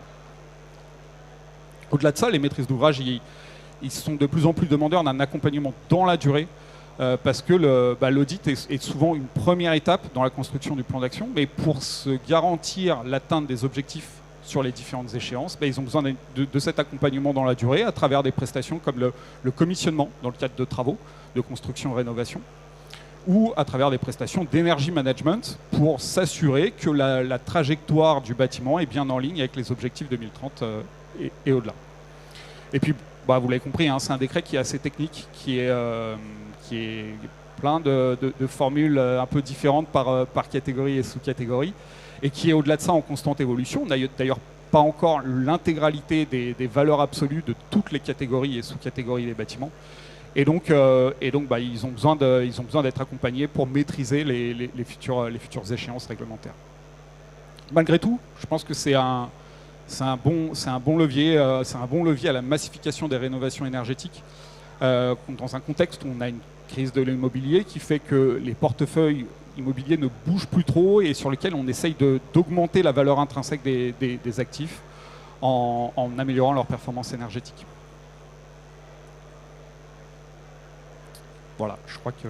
Merci Anthony. Je vais passer la parole à Alexandre qui... Ouais, alors tu as parlé de catégories, sous-catégories, ça en fait combien à peu près, tu l'as en tête ou pas? Je crois que c'est 460, quelque chose comme ça. Ouais, c'est absolument ouais. énorme. Et on n'a pas encore, on est je crois à 75% de publication des seuils, donc on ne les a pas encore tous alors qu'on est bientôt en 2025. Donc c'est sûr que c'est compliqué. Ouais. C'est ça, 5 ans après la date officielle d'application de la loi, on n'a toujours pas les informations pour l'appliquer. Voilà, bon, dans le domaine de la performance énergétique, ça arrive. Voilà, faut prendre un peu de recul. Et alors pour les faire, ces indicateurs, en fait, le ministère a mobilisé toutes les professions, notamment les bureaux d'études. On s'est beaucoup investi pour essayer de donner des cas d'usage, des exemples, et puis de faire un retour aussi sur les arbitrages de niveau. Et puis de temps en temps, après avoir passé des mois à échanger avec le ministère, paf, on voit un nouveau projet de décret arriver où d'un coup les indicateurs descendent de 40% comme ça, sans qu'on comprenne pourquoi. Bon, voilà, c'est aussi la vie des bureaux d'études. Petit sondage, est-ce qu'il y a des bureaux d'études dans la salle? Levez la main si vous êtes bureau d'études. Ah super, parce qu'on va parler de vous maintenant, de nous. Est-ce que vous êtes adhérent Sinov Ingénierie? Ah bah on va vous donner un petit bon de souscription à la fin, alors hein, vous n'avez pas le droit de repartir sans avoir cotisé. Est-ce qu'il y a des maîtres d'ouvrage dans la salle? Des propriétaires de bâtiments tertiaires? Ouais. Très bien. Est-ce qu'il y a des exploitants, des gens qui entretiennent, maintiennent les bâtiments, les pilotes, etc.? Ok, bon, ben on a un bon panel représentatif. Et est-ce qu'il y a des entreprises de travaux? Ah ben impeccable, on a un peu tout. Donc vous allez pouvoir poser des questions sur le rôle des bureaux d'études, qui est le sujet qu'on va aborder maintenant. Alors comme l'a dit Anthony, donc le décret tertiaire engendre des demandes de maîtres d'ouvrage. Et notamment de plus en plus des demandes sur le contrat de performance énergétique, ou en tout cas des dispositifs qui s'inspirent de ce mécanisme du contrat de performance énergétique. Alors je me suis posé la question, est-ce que c'est une transmission automatique? Voilà, est-ce que s'il y a un ouvrage qui est assujetti au décret tertiaire, forcément le client va demander un contrat de performance énergétique? Voilà. On pourrait se dire que oui, puisque le décret tertiaire c'est une obligation de résultat, et ça tombe très bien, puisque le contrat de performance énergétique, c'est une garantie de résultat. Voilà. Mais ce n'est pas aussi simple que ça. Alors, le rôle des bureaux d'études là-dedans, il est quand même pas mal lié aux risques qui sont associés au décret tertiaire. Anthony a pas mal présenté le mécanisme, comment ça fonctionne. Il y a des sanctions qui sont prévues si les objectifs ne sont pas atteints. Alors, les sanctions financières sont assez légères. On a eu le fin mot de l'histoire il y a quelques temps, parce qu'on ne comprenait pas très bien pourquoi l'amende maximale était de 7 500 €, ce qui pour une grosse foncière parisienne est complètement négligeable. Ça ne rentre même pas dans une ligne du compte de résultat quelque part. Et en fait c'est parce que ils n'avaient pas anticipé dans la loi Elan le montant de l'amende, et que quand on publie des textes par décret, on ne peut pas aller au-delà d'une catégorie 5, donc 7 500 €. Voilà. Mais en revanche, il y a un autre dispositif qu'ils avaient prévu qui là fait pas mal mouche, notamment sur les foncières cotées, c'est le name and shame, le fait d'apparaître sur une liste noire de gens qui ne sont pas vertueux, parce que beaucoup de grosses sociétés foncières ont des rapports RSE, des obligations de publication RSE, et donc elles veulent surtout pas apparaître dans cette liste noire, donc ça marche pas mal. Et puis surtout le levier qui fonctionne et commence à fonctionner, c'est le levier du marché. Voilà, les propriétaires, et on en a dans la salle, se posent un peu des questions en disant ok, si mon bâtiment n'est pas conforme, est-ce qu'il vaudra toujours autant? Est-ce que je pourrais toujours le louer aussi facilement? Est-ce que je pourrais le revendre si j'ai envie de le revendre? Donc là c'est un enjeu, et ça fonctionne. Alors même si à aujourd'hui on est à un gros 50% des déclarations qui sont faites, donc 4 ans après l'apparition du premier décret, on a la moitié des bâtiments qui ont été déclarés. Mais c'est pas si mal, ça permet déjà de faire des statistiques, de se projeter. La plateforme Opera, donc, qui est la plateforme de recueil des informations, n'est pas encore outillée réellement pour permettre à n'importe quel tiers d'aller naviguer dessus et de sortir des statistiques, mais c'est dans les projets. Hein. L'idée, c'est que si vous avez envie d'acheter un bâtiment de bureau à Vincennes, par exemple, sur une zone géographique de Vincennes, vous pourrez dans l'avenir aller sur la plateforme Opera et dire, bah tiens, la fourchette de performance dans cette zone-là, c'est quoi? De telle sorte que si ensuite, parmi les annonces immobilières que vous voyez pour acheter un bureau, bah, vous voyez des bâtiments qui ne sont pas du tout dans le haut de la fourchette, bah, ça vous donne un levier de négociation pour diminuer le prix au mètre carré en disant bah, écoutez, vous êtes gentil, mais regardez, vous n'êtes pas du tout dans le niveau de performance attendu. Voilà. Et ça commence à fonctionner. Donc l'enjeu pour les maîtres d'ouvrage, c'est de sécuriser la valeur de son actif. Beaucoup d'actifs vont faire l'objet d'investissements, on en a parlé tout à l'heure, parce que l'objectif 2050 va être très difficile à atteindre sans intervenir sur l'enveloppe du bâtiment. Pas impossible, mais quand même compliqué. Et donc, ça va nécessiter des investissements assez forts des propriétaires. Ils n'ont pas tellement envie de les faire sans être sûrs d'atteindre leur objectif. Et c'est là que on peut intervenir sur une notion de garantie de performance. Alors quand on regarde la performance énergétique du bâtiment et que du point de vue du propriétaire ou éventuellement du locataire, on se dit ok, qui est concerné en fait? Comment je peux impliquer les acteurs? On voit que sur les 4 leviers du décret tertiaire que Anthony évoquait tout à l'heure, alors que j'ai classé dans l'ordre inverse. J'ai gardé les mêmes couleurs pour que vous ne soyez pas trop perturbés, mais je les ai classés dans l'ordre inverse. Finalement, les acteurs qui sont concernés ne sont pas toujours les mêmes. Pour l'usage, évidemment les occupants, hein, premier chef forcément, mais également les gestionnaires, tous ceux qui vont décider de la façon dont les bâtiments sont réellement occupés. Et puis les bureaux d'études. Voilà. Deuxième levier, le pilotage. Donc là, qui est concerné? Les gestionnaires qui vont aussi participer à la décision sur les consignes de température, par exemple. Pour l'anecdote, hein, vous savez que on n'a pas le droit de lancer la clim s'il fait moins de 26 degrés dans les bâtiments. Voilà.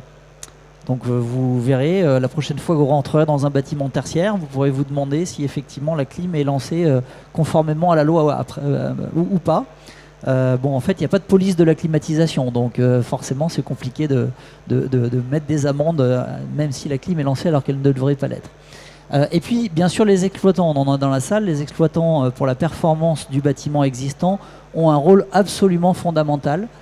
C'est le métier qui est vraiment à la base de la performance du bâtiment, par le pilotage, par l'entretien, la maintenance, par aussi le conseil apporté aux propriétaires sur le bon renouvellement de ses équipements. Bref, un bon exploitant fait toute la différence dans un bâtiment. Donc, petit message aux maîtres d'ouvrage, ne négociez pas trop fort vos contrats d'exploitation, parce que si vous profitez d'un marché qui est un peu compliqué pour obtenir des prix très bas, vous aurez forcément une qualité de prestation très basse. Ça va avec le prix, hein. Tout le monde doit gagner de l'argent. Et puis, sur le pilotage, il y a également les bureaux d'études qui peuvent intervenir. Après, il y a la rénovation des systèmes. Donc, la rénovation des systèmes, on parle des exploitants, encore une fois, comme je viens de le dire, qui sont en force de proposition et qui peuvent faire les travaux. Et puis, des entreprises de génie climatique, il me semble qu'il doit y en avoir quelques-unes dans le forum Interclimat. Mais également, les bureaux d'études. Voilà. Et enfin, sur le levier de l'enveloppe, là, évidemment, qui sont concernés les entreprises de travaux, les architectes qui vont profiter d'une réhabilitation un peu ambitieuse pour redonner aussi un cachet au bâtiment, esthétique mais également fonctionnel. Et puis encore une fois, les bureaux d'études. Donc vous l'avez compris, sur ce sujet de la performance énergétique, les bureaux d'études ont un petit rôle à jouer. Alors si on regarde les différents acteurs que je viens d'évoquer, qu'est-ce qu'ils peuvent donner comme type de garantie? Donc les gestionnaires, hein, les gens qui gèrent les bâtiments, qui sont en interne ou qui sont en externe, c'est des facility managers par exemple, pourraient, on peut tout à fait imaginer qu'ils soient mis en cause et questionnés sur une garantie réelle sur consommation, parce que finalement c'est eux qui vivent le bâtiment, le gèrent au quotidien. Donc voilà, la facture finale dépend de beaucoup de choses qui sont dans leurs mains. Les exploitants peuvent porter des garanties qui sont corrigées des consignes, c'est-à-dire qu'ils peuvent s'impliquer en disant oui monsieur le client, je vais vous garantir que votre bâtiment à 21 degrés il va consommer tant, mais si c'est le client qui lui demande de passer à 23 degrés, forcément l'exploitant va dire d'accord, mais il ne consommera pas la même chose, c'est une évidence. Voilà. Donc il y a une correction à faire sur les consignes. Les entreprises de travaux peuvent également porter une garantie, le font de plus en plus, dans le cadre de réhabilitation ambitieuse. Mais c'est une garantie un peu standard, c'est-à-dire que c'est la garantie que le bâtiment intrinsèquement, une fois qu'il est réhabilité, qu'il est livré, par rapport à des conditions d'utilisation standard définies à l'avance, va consommer tel niveau d'énergie. Voilà. On reviendra un peu sur le sujet un peu plus tard. Et les bureaux d'études, eux, peuvent également porter une garantie. Alors c'est assez rare, mais ça se produit.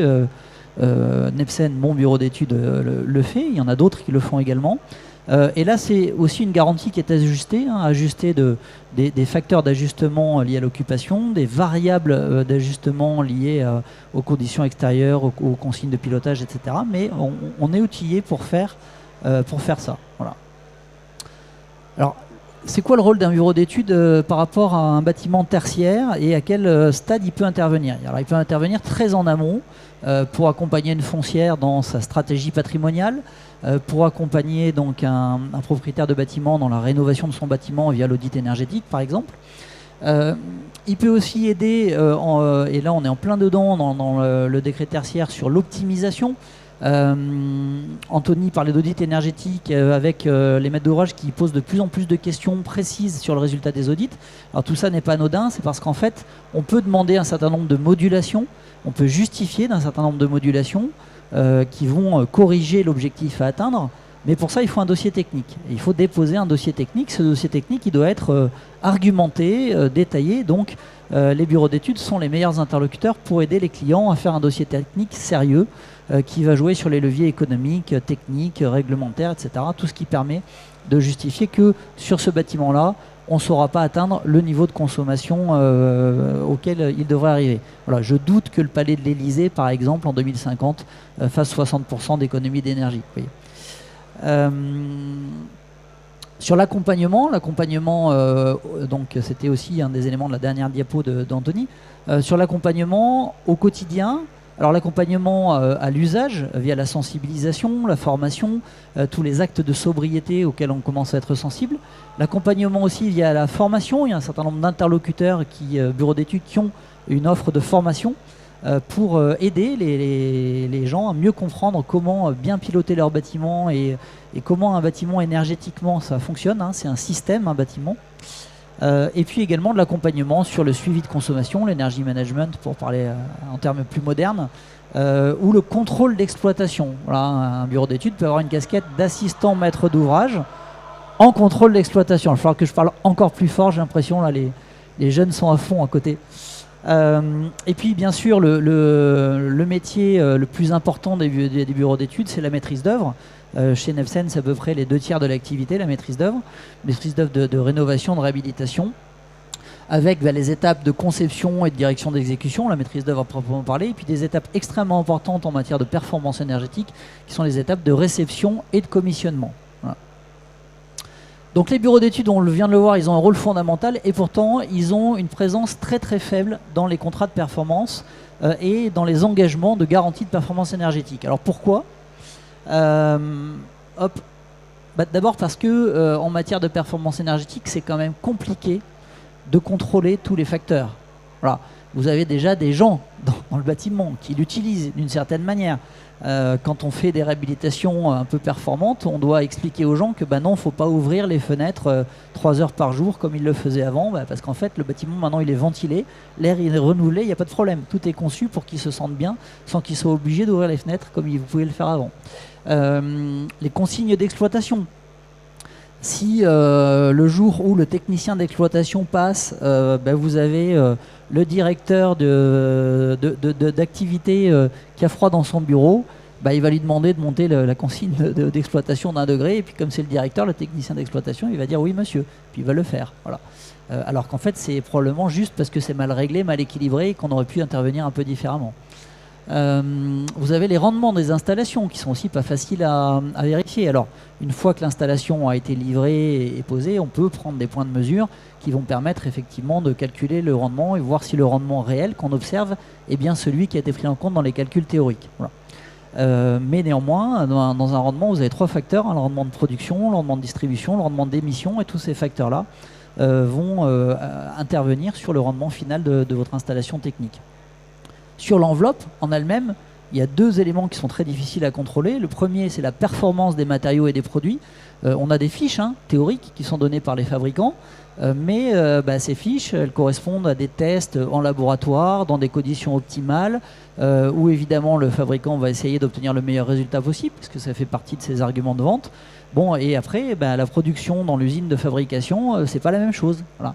Toutes les voitures sont conçues pour faire 240 000 km, il y en a qui font 180 000 et d'autres 500 000. Voilà. Bon, dans les matériaux de construction, c'est pareil.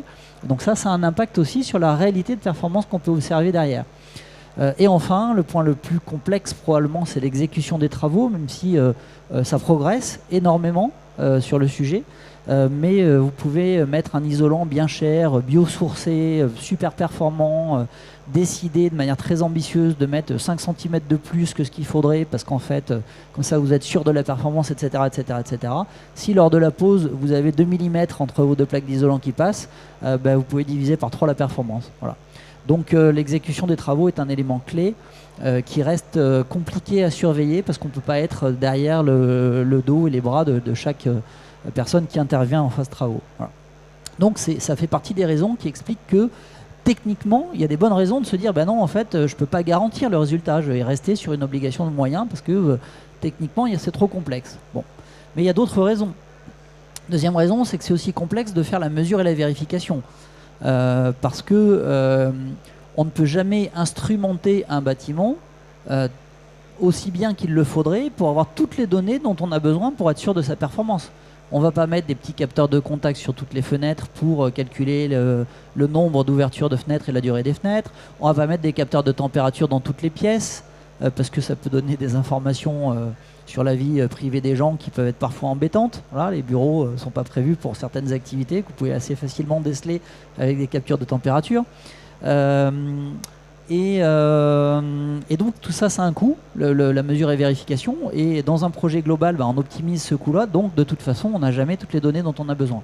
Mais je crois que le principal problème, c'est le premier tiré, c'est qu'en fait, forcément, une garantie de performance, elle est par rapport à une situation de référence, à un existant. Et l'existant, on n'a jamais toutes les données. Mais alors, quand je dis jamais toutes les données, on a peut-être la moitié des données dont on aurait besoin pour commencer à faire un calcul avec 20% à peu près de fiabilité. Vous voyez ?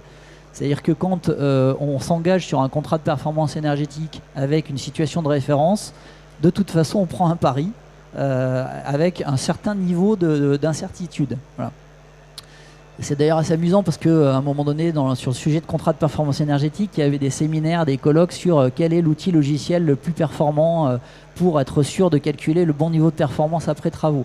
Bon, alors en fait, quand on sait que de toute façon, on n'a même pas la moitié des données dont on a besoin pour faire le calcul, que le logiciel soit performant à 2 ou 3% près, ça n'a vraiment aucune importance sur l'ensemble du résultat final.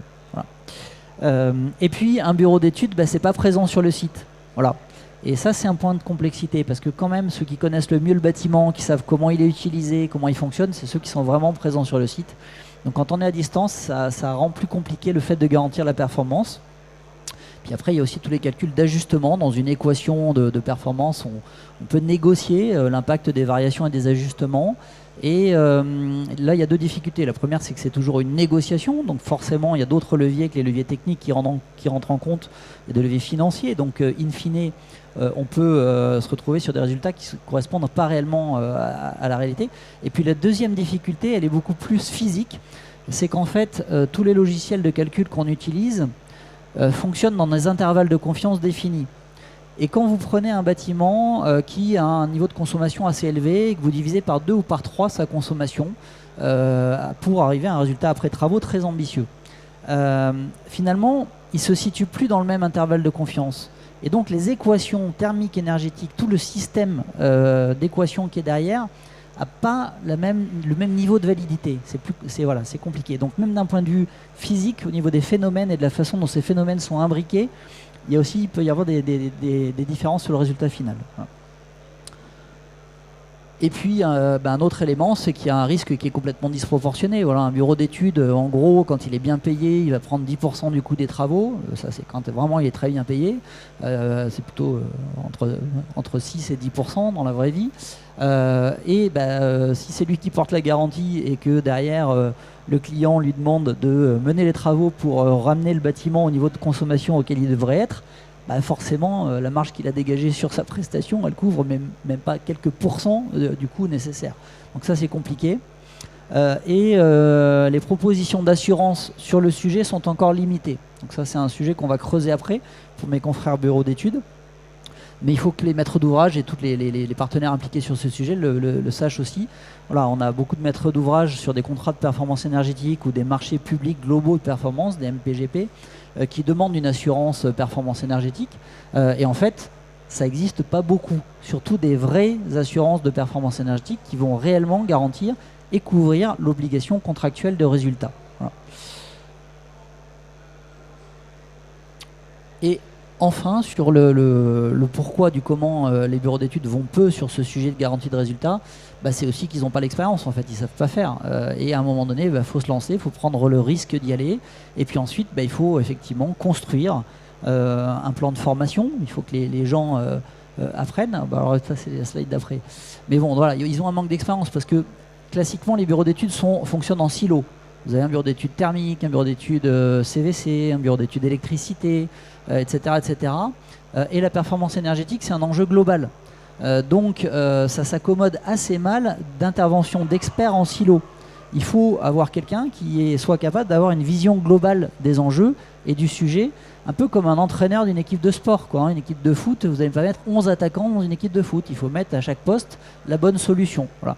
Et donc il faut que nos bureaux d'études se dotent de gens qui ont cette vision globale des enjeux et qui soient justement capables d'avoir suffisamment d'expérience et de retour d'expérience pour dire ok, on peut y aller dans telle et telle condition. Il y a encore aussi assez peu de retour d'information du marché, même si ça commence à arriver. Il y a très très peu de retour d'expérience sur ce sujet de la garantie de performance énergétique. Et il n'y a aucune méthodologie standard. Chaque intervenant, chaque bureau d'études doit inventer un peu sa méthodologie de travail là-dessus. Et puis le dernier point, c'est le changement de culture. Clairement, pendant des années et des années, les bureaux d'études se sont arc-boutés en disant c'est pas logique qu'on me demande une obligation de résultat. Moi, je ne dois qu'une obligation de moyens. Évidemment, en matière de contrat de performance énergétique et de garantie de performance énergétique, on est complètement dans l'inverse. Donc il y a un changement de culture complet à avoir. Voilà.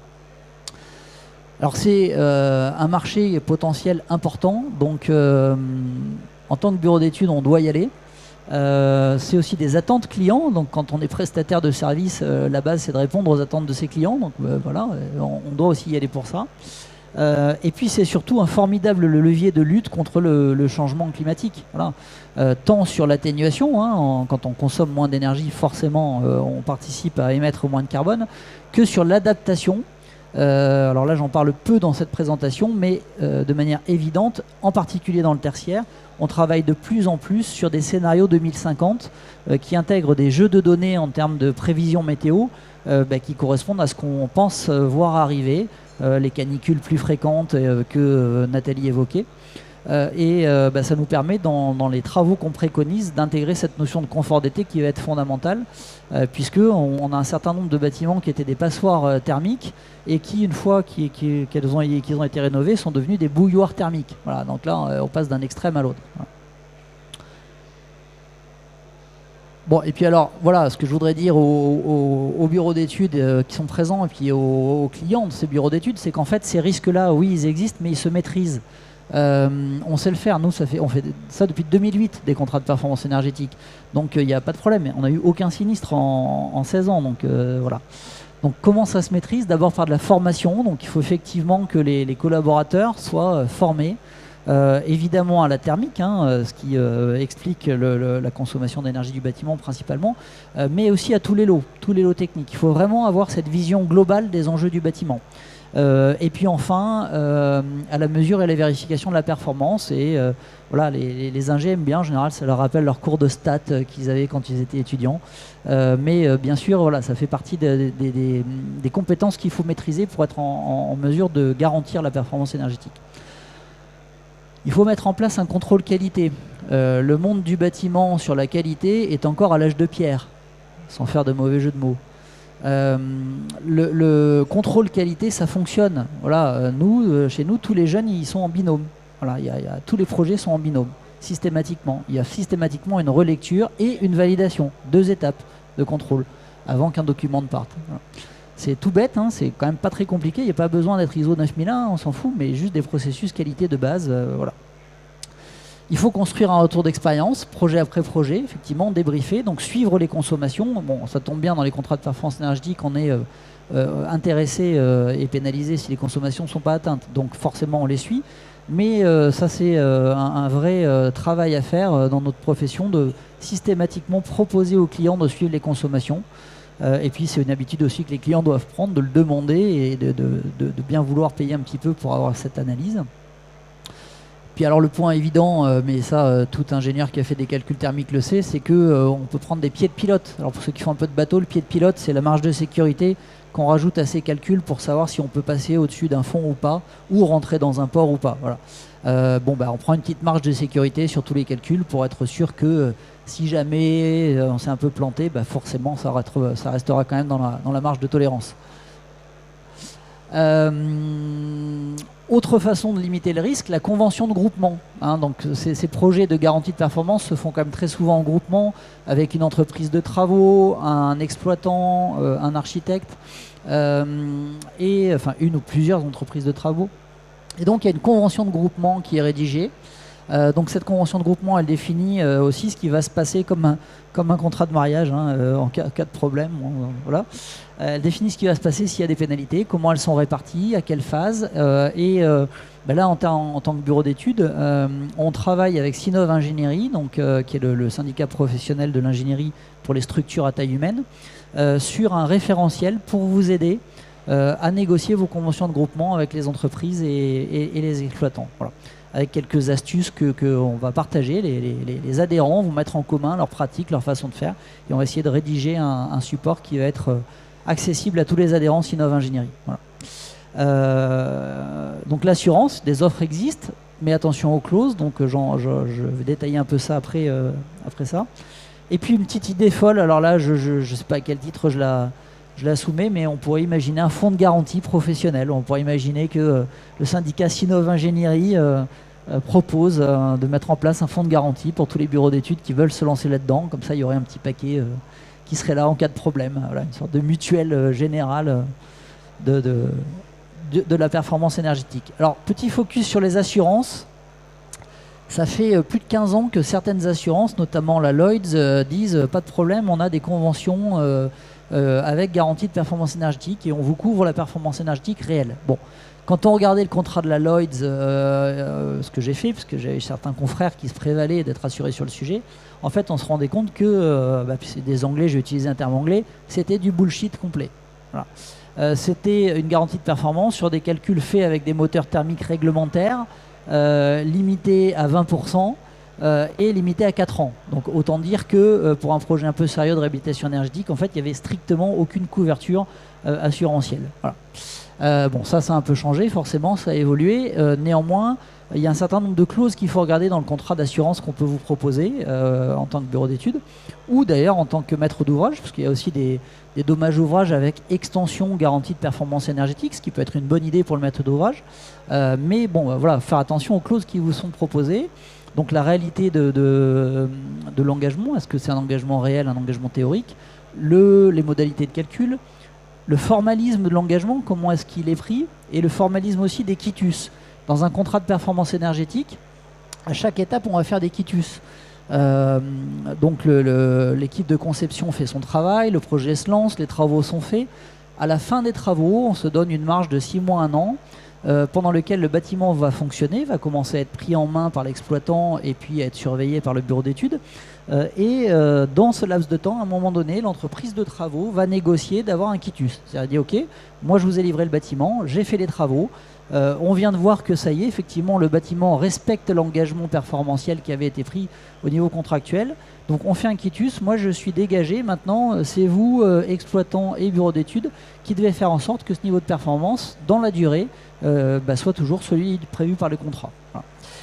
Donc ça aussi, les quitus, c'est à regarder dans le contrat d'assurance.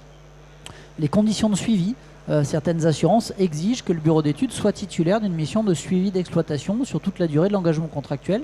Ça paraît assez logique, mais ce n'est pas toujours le cas.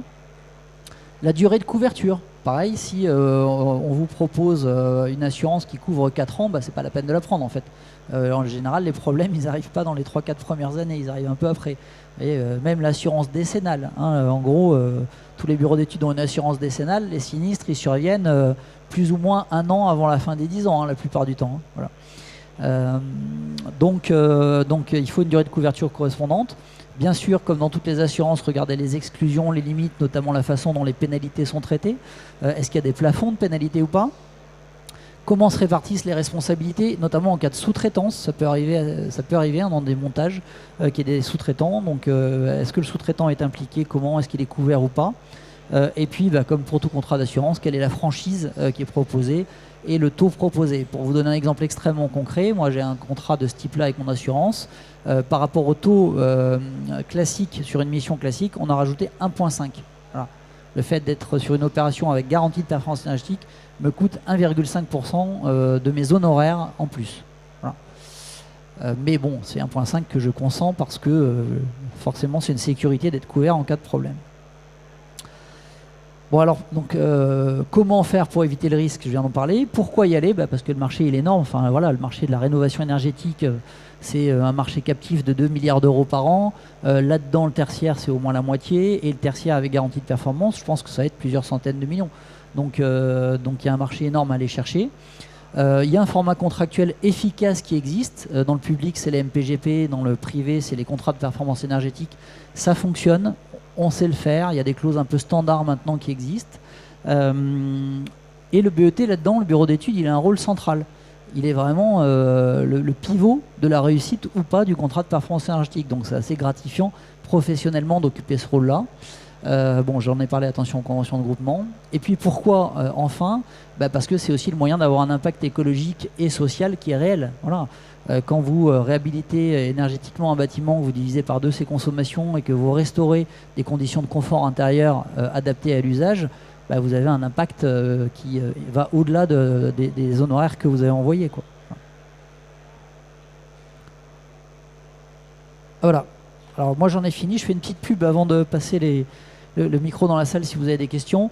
Sinov Ingénierie organise le 16 octobre à la Maison des Polytechniciens, donc les Ingéos, c'est les journées techniques annuelles de Sinov Ingénierie, sur un thème qui est sympa, qui est la valeur ajoutée, donc les bureaux d'études, l'ingénierie, un métier à haute valeur ajoutée, avec énormément de témoignages. Donc si vous voulez vous inscrire, tapez les Ingéos 2024 sur votre moteur de recherche et vous aurez un lien d'inscription pour venir nous voir avec plein de professionnels qui vont parler de valeur ajoutée technique, bien sûr, mais également environnementale et sociétale. Voilà, les bureaux d'études, la profession des bureaux d'études de l'ingénierie souhaite contribuer à avoir un impact qui ne soit pas seulement technique. Évidemment, on est des bureaux d'études techniques, donc avant tout, on doit fournir un travail technique de qualité, mais on veut aussi avoir un impact sociétal, un impact environnemental réel, et on y travaille tous ensemble régulièrement. Nathalie, qui est là, passe des heures et des heures bénévolement à conseiller les ministères, et voilà, et à chaque fois qu'il y a un changement de poste, elle pleure, parce qu'il faut reformer un nouveau.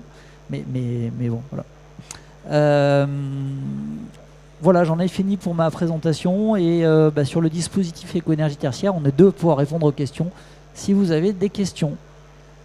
Eh bien, merci pour votre conférence, bravo. On va d'abord commencer par vous applaudir et puis ensuite, effectivement, passer aux questions-réponses.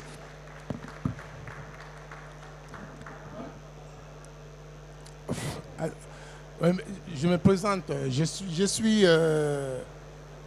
je m'appelle professeur Lebopé Matina, professeur expert dans les sciences océaniques au niveau des recherches. Alors, collez bien le micro parce que sinon on voilà, n'entendra au pas. niveau des recherches, ma question, quelle corrélation avez-vous dans votre bureau d'études avec les recherches dans l'environnement tout court? Voilà ma question. Alors, on en a sur un sujet, chez nous, sur un sujet pointu qui sont les îlots de chaleur urbains. On a développé une méthodologie depuis une dizaine d'années maintenant qui s'appelle SCORE ICU, qui permet, en se basant sur des images infrarouges satellites, des relevés terrain et un petit algorithme appliqué à des systèmes d'information géographique, de calculer le score face au phénomène d'îlot de chaleur urbain d'une zone géographique, donc un territoire, une métropole, éventuellement un quartier à aménager. Et certaines collectivités territoriales maintenant imposent aux aménageurs qui se positionnent candidats pour prendre un lot à aménager sur un quartier d'atteindre tel niveau de score ICU, voilà, pour être sûr d'avoir effectivement des bâtiments et un quartier qui va être plus performant par rapport à ce phénomène-là. Donc chez nous, c'est ce sujet-là sur lequel on a travaillé. On a fait ça même en Chine. On est allé à Wuhan, à Shenzhen. On a appliqué la méthodologie sur des métropoles absolument gigantesques. Et là, on a fait ça donc en lien avec l'Université de Bordeaux et une chercheuse aussi à l'Université d'Amiens-Picardie, je crois. Voilà. Mais c'est tout pour moi. Je ne sais pas si vous en avez des liens avec la recherche universitaire chez Advenio, chez Tribu. Alors nous, on en a un tout petit peu sur un sujet très, très spécifique qui est des algorithmes prédictifs d'estimation de gains sur les bâtiments pour pouvoir massifier les audits énergétiques et donner accès à des audits très, très simples à l'intégralité des maîtrises d'ouvrage. Voilà. Et avec ça, on travaille avec ouais, parce que vous savez très bien pourquoi je pose la question. Parce que dites-nous. Je pose la question parce que le programme de l'ONU par rapport au développement durable 2030, 2050, voire même 2100, les nouveaux bâtiments doivent être construits. Les nouveaux bâtiments doivent être construits en fonction du programme de l'ONU. Alors, si votre bureau d'études n'est pas en corrélation, en adéquation au niveau de la compétitivité internationale, je me pourrais plus bien la question où vous dirigerez d'une façon compétitive par rapport à l'international. Voilà ma question. Ah, sur l'international, alors nous on est peu présents à l'international. On fait des activités avec l'AFD, le GIZ, etc. sur de l'aide au développement, avec notamment le programme PIB 3, la performance énergétique et environnementale des bâtiments. Mais on est assez peu présent à l'international et Advenio et Tribu pas encore. Très peu aussi. Alors dans les ODD des Nations Unies, il y a un ODD spécifique ville et construction durable. Hein. Voilà.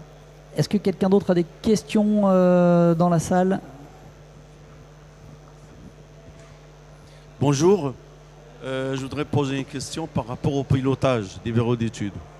Je crois qu'il faut un système de pilotage qu'il faut l'optimiser lors du lancement du projet. Pourquoi? Parce que le bâtiment, l'évolution du bâtiment, avec le temps, il y a une consommation qui vient après. Vous voyez, donc au niveau exigence, le client il exige garantie de résultat, mais l'évolution n'est pas toujours adéquate. Ah oui, c'est un gros sujet. La vie du bâtiment derrière, une fois que les travaux sont terminés, c'est toutes les phases de commissionnement qu'on a évoquées, puis ensuite de suivi de consommation. Et tout ça nécessite effectivement des outils de suivi et de pilotage, absolument, pour être capable de garantir le niveau de performance dans la vraie vie après. Voilà. C'est la grosse différence du dispositif éco-énergie tertiaire par rapport au corpus réglementaire qui existait avant, c'est que là on n'est plus sur un engagement théorique, on est vraiment sur un engagement réel, sur facture. Et ça c'est intéressant parce qu'en fait le carbone qu'on n'émettra pas, c'est effectivement celui qui ne sera pas facturé, vraiment.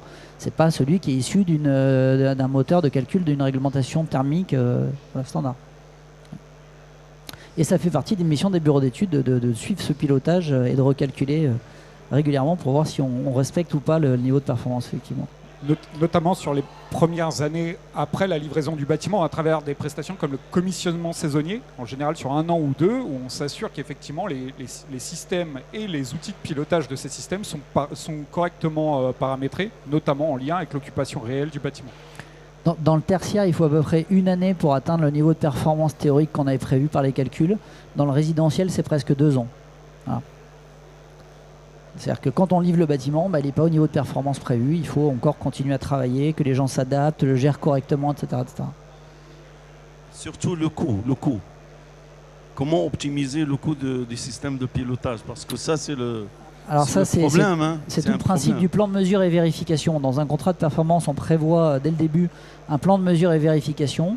Et donc, on calcule le coût lié au capteur, au logiciel qu'on met en place, par rapport aux bénéfices attendus et aux risques attendus. Voilà. C'est aussi l'intérêt justement d'un bureau d'études qui va réaliser en amont un plan prévisionnel des risques, de manière à identifier les paramètres qui sont les plus à risque, justement, de mettre en danger les objectifs.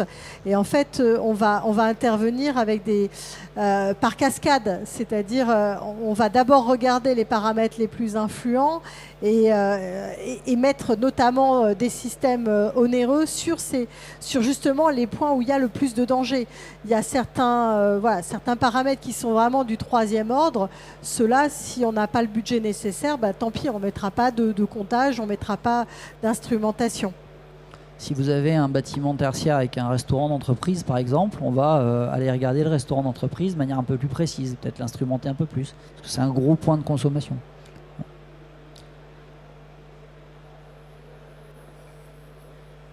Est-ce qu'il y a d'autres questions? Une dernière, s'il vous plaît. C'est par rapport aux architectes. On a toujours un problème avec les architectes lorsqu'ils font la conception. Ils mettent soit une façade vitrée, exposée sud. Alors nous, au niveau de la maintenance, au niveau de la climatisation, on galère. Voilà. Comment faire Nathalie a utilisé tout à l'heure le terme de conception bioclimatique. Donc je pense que le sujet est abordé maintenant dans les écoles d'architecture, mais il devrait l'être encore plus. Je pense qu'il devrait faire beaucoup plus de projets. Tous les jours. On continue tous les jours. C'est exactement ce que vous dites, c'est-à-dire aujourd'hui un bâtiment, je dirais à la mode, il faut que ce soit qu'il soit extrêmement prêt. Et pas beau dire, mais ça va à l'encontre de la résilience et derrière, ça va demander énormément de consommation, ça va générer de l'inconfort et compagnie. C'est un vrai sujet. Je vais vous donner un cas concret. Il y a 2 ans, j'étais juré au Green Building Solution Awards, catégorie tertiaire, construction neuve tertiaire. Donc il y avait un certain nombre de projets qui étaient présentés. Il y avait un très beau projet sur lequel je ne donnerai pas trop de détails parce que je n'ai pas envie de faire du name and shame, mais donc complètement vitré, avec une belle façade exposée sud. Et on était 12 jurés, et il y a 11 jurés sur 12 qui l'avaient mis en premier dans leur choix d'attribution. Parce qu'on commençait par prénoter à distance les bâtiments. Et donc là, on arrive, et là, j'étais le seul à l'avoir mis en dernier.